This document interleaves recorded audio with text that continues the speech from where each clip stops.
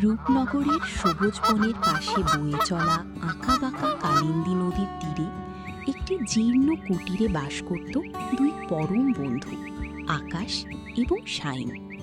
তারা দুজনেই ছিল অত্যন্ত দরিদ্র, যাদের প্রতিদিনের কঠোর পরিশ্রমের পরেও ভাগ্যে জুটত কেবল অনাহার আর সীমাহীন লাঞ্ছনা।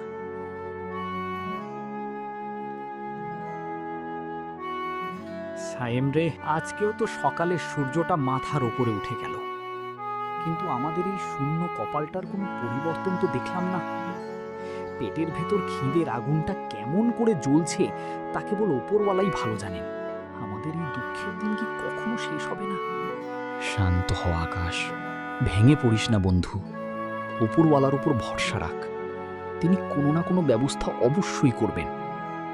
চল কালিন্দী নদীর ঘাটে গিয়ে একবার চেষ্টা করে দেখি, যদি ভাগ্যক্রমে আজ কয়েকটা ভালো মাছ জালে ওঠে তবেই হয়তো রাতের খাবারের চালটুকু জুটবে। মাছেরাও যেন আমাদের এই চরম দারিদ্র দেখে মুখ ফিরিয়ে নিয়েছে রে সাহেব। কদিন ধরে একটা চুনোপুটিও জালে আটকা পড়ছে না। ঘরে এক ছোটাক চাল নেই, চুলোটা জ্বলছে না কতকাল। এইভাবে আর কতদিন আমরা নিজেদের এই অভুক্ত শরীরটাকে টেনে হিঁচড়ে নিয়ে চলব? আমি জানি আমাদের এই কষ্টটা কতটা যন্ত্রণাদায়ক, কিন্তু আমাদের তো হাল ছাড়লে চলবে না। কর্মই আমাদের একমাত্র সম্বল। চল নদীর বুকে জালটা আরেকবার ফেরি। অন্তত সৎ পথে বেঁচে থাকার এই যে লড়াই, একে তো আমাদের টিকিয়ে রাখতেই। তুই ঠিকই বলেছিস বন্ধু, তোর এই মনের জোরটাই আমাকে প্রতি মুহূর্তে বেঁচে থাকার নতুন প্রেরণা যোগায়। চল আর দেরি না করে নদীর পাড়েই যাই। আর যদি একটা বড় মাছও না পাই, তবে হয়তো না খেয়ে মরতে হবে।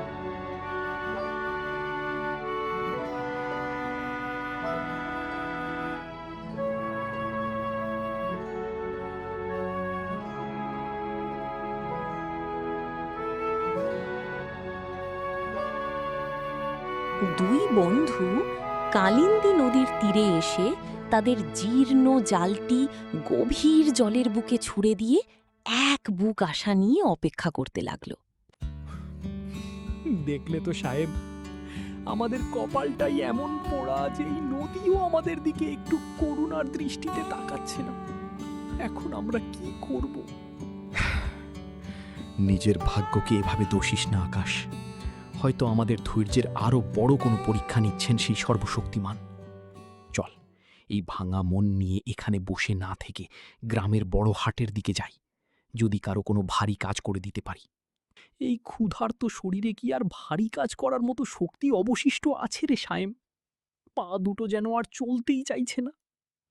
তাছাড়া এই গ্রামের মানুষগুলো তো আমাদের মতো গরিবদের দেখলেই দূর দূর করে তাড়িয়ে দেয়। কি আমাদের কাজ দিবে?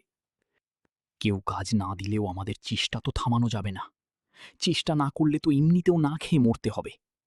মনের ভেতরে সবটুকু শক্তি এক করো বন্ধু। আমরা চোর নই, ডাকাত নই, খেটে খাওয়ার মানুষ। ভয় পাওয়ার কিছু নেই।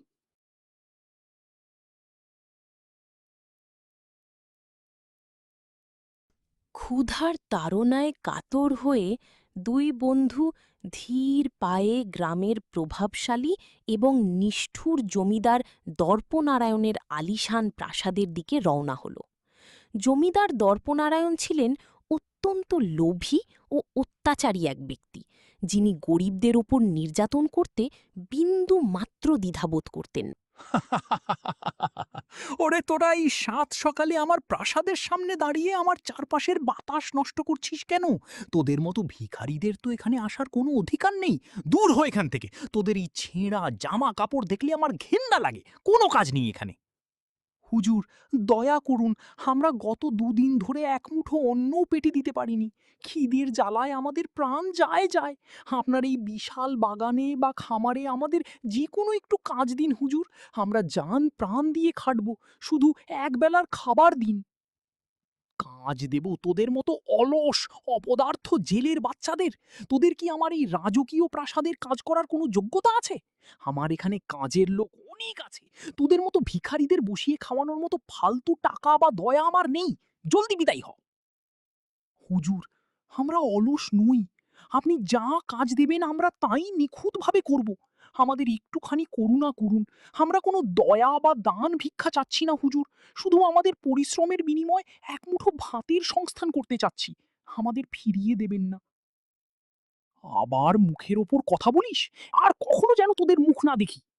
জমিদারের রক্ষীরা আকাশ ও সায়েমকে নির্মমভাবে প্রহার করে সেখান থেকে তাড়িয়ে দিলে।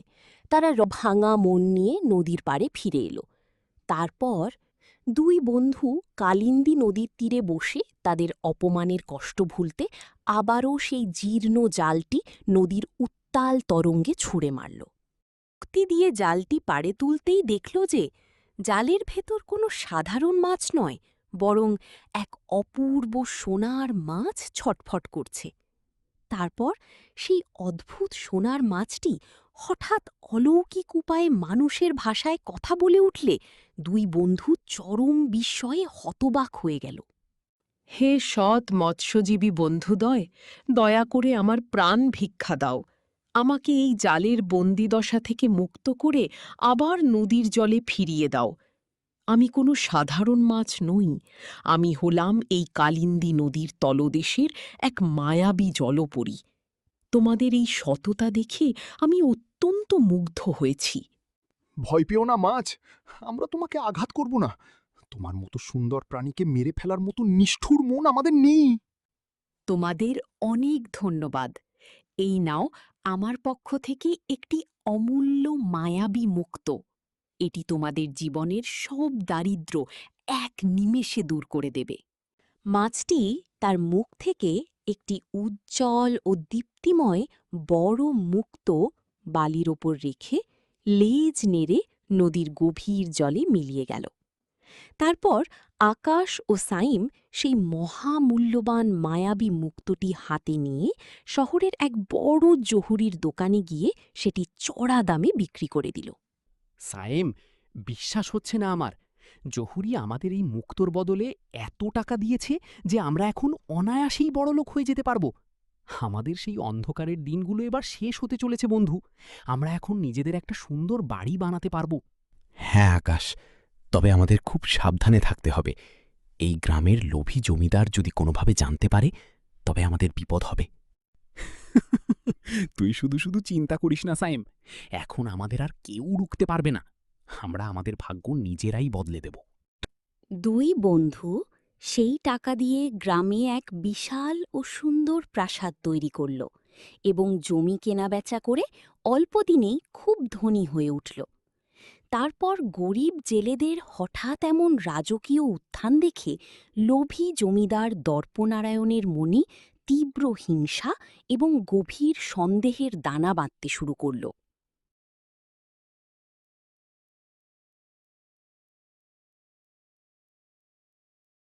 এবং আকাশ ও সাইম সুখে শান্তিতে তাদের গ্রামে বসবাস করতে লাগল।